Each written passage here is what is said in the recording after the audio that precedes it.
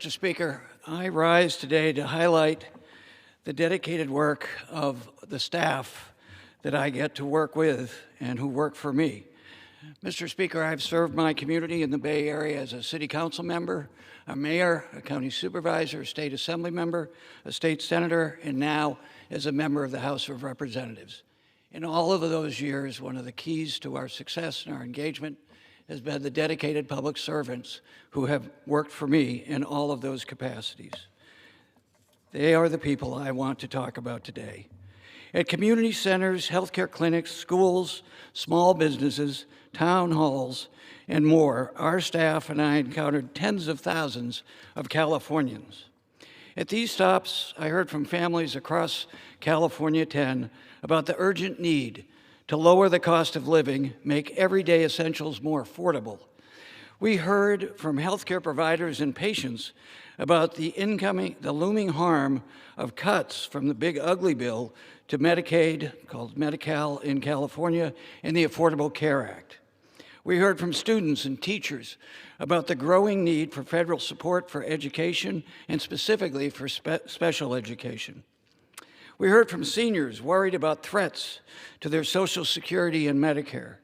And overwhelmingly, we heard from constituents about the deep concerns of the actions of the current administration, both here in our communities, in our country, and abroad.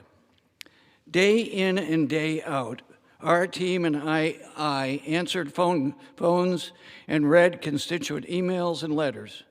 Over the past year, we registered and responded to more than 170,000 constituent opinions in our district.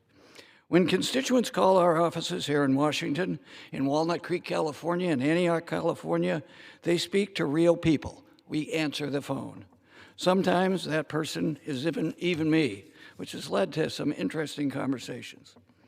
Every single constituent receives a written response quickly.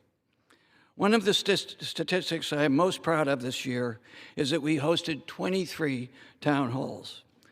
Under the lawlessness and the chaos of the current administration, town halls and community meetings are more crucial than ever. Since coming to Congress, I have hosted almost 300 community town halls. And in 2025, we hosted more town halls than in any prior year and connected with thousands of constituents across our community at these events. Outside of town halls, our team is still crisscrossing our district. They attended more than 370 community events in 2025 alone. Sometimes the only people who ever interconnect with congressional members' offices is because they need help desperately with a federal agency. We're the last people they call desperately for help. Thanks to our casework team's compassion and persistence, we helped nearly 1,500 constituents in 2025, assisting with everything from immigration to Social Security. Here in Washington, D.C., our legislative team was also hard at work. Last year, I authored 11 pieces of legislation and sponsored more than 200 bills.